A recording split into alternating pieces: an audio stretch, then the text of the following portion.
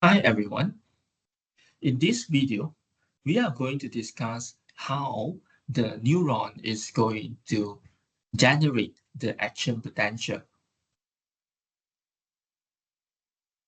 Generation of action potential involves three types of ion channel or pump, namely the voltage-gated sodium ion channel, the voltage-gated potassium ion channel, and also the sodium-potassium ion pump. At rest, the neuron membrane, when you zoom in, the neural membrane is slightly polarized to about negative 70 millivolts, meaning that the intracellular fluid is relatively negative compared to the extracellular fluid. When a stimulus reaches at a receptor or nerve ending, so the energy is going to cause the a temporary reversal of the charge on the neuron cell surface membrane. So that means that it is going to affect, going to change a bit on this membrane potential. So when there's stimulus, the membrane potential, it needs to achieve the threshold, which is around negative 55 milliwatt. Any stimulus that is lower than negative 55 milliwatts will not produce any impulse. The neuron will not respond. It will not fire any impulse. Only when the stimulus is above negative 55. When it's above negative 55 milliwatt, then it is going to cause depolarization. So what will happen is that when there's a stimulus that achieves the threshold, the changes of this membrane potential is going to cause the voltage-gated sodium ion channel to open. So when this sodium ion channel open, so it is going to cause the influx of the sodium ion.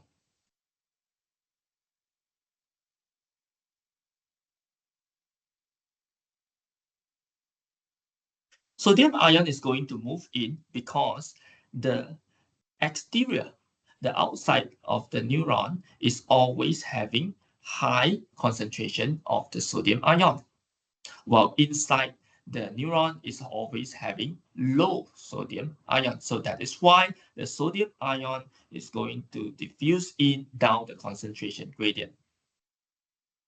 As the gradient is huge, so it is going to cause a great influx of this sodium ion. So when the sodium ion coming in, so that means that it is going to further change the membrane potential. It's going to cause this negative charge to change to become a positive charge. So these changes in the charge is going to open more voltage-gated sodium ion channel. And when more of this sodium ion channel is open, then that means that more sodium ion can influx and come into the neuron. So a sudden increase in the sodium ion in the intracellular fluid is going to cause a surge in the voltage. So the voltage will rise very fast and steeply up to positive 30 milliwatt. And this process is called the depolarization.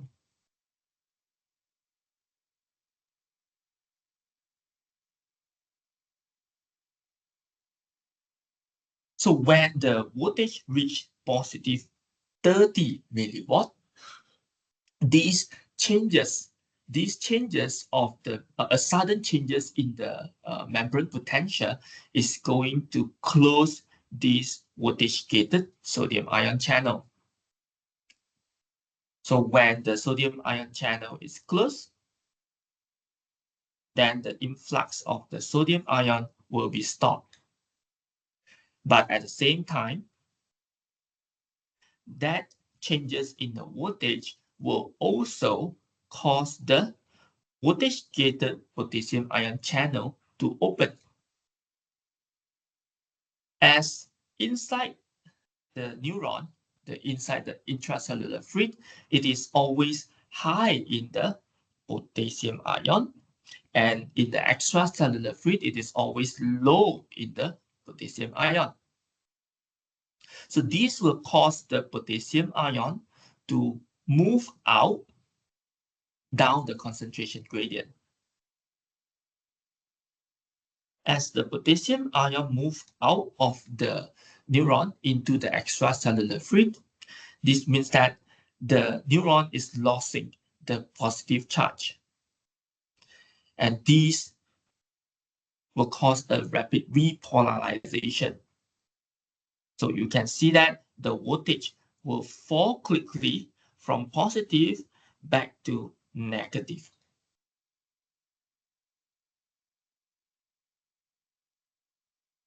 As the voltage-gated potassium ion channel is less sensitive to the changes of the charge, so there will be an overshoot because this voltage-gated potassium ion channel will close slowly and thus causing too much of the potassium ion going out.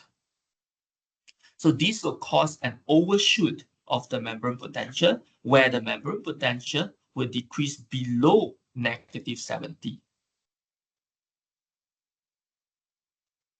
So the process where the potassium ion moves out and causing the fall of the voltage back to the resting potential is called the repolarization.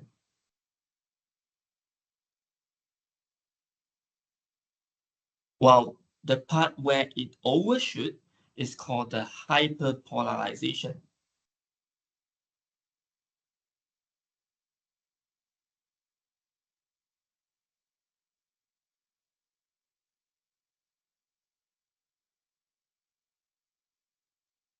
So once the voltage-gated channel are closed, then sodium-potassium ion pump is begin to act again to restore the resting potential. So this sodium ion pump is going to pump the 3 sodium ion out and 2 potassium ion in by using the ATP. So by doing this, it is going to restore the concentration of the sodium ion and also the potassium ion in the neuron. It has to restore that so that outside of the neuron is always high in the sodium ion and inside of the neuron is high in the potassium ion. Then only then this neuron will be ready to actually fire another impulse.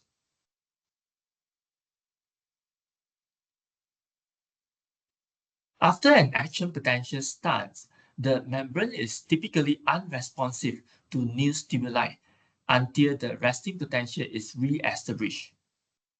And this time span is called the refractory period.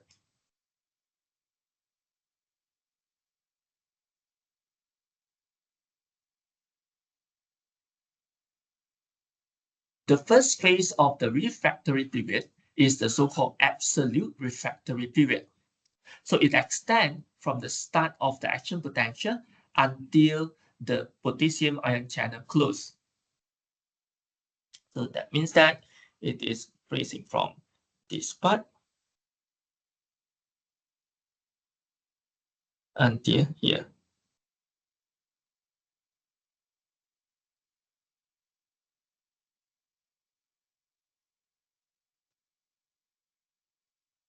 So this is the absolute refractory period. During this time, the sodium ion channel are already open or inactive. So the membrane will not respond to any stimulus regardless of the strength. While the second phase of the refractory period is referred to as the relative refractory period. It immediately follows the absolute refractory period and lasts until the membrane returns to the resting state.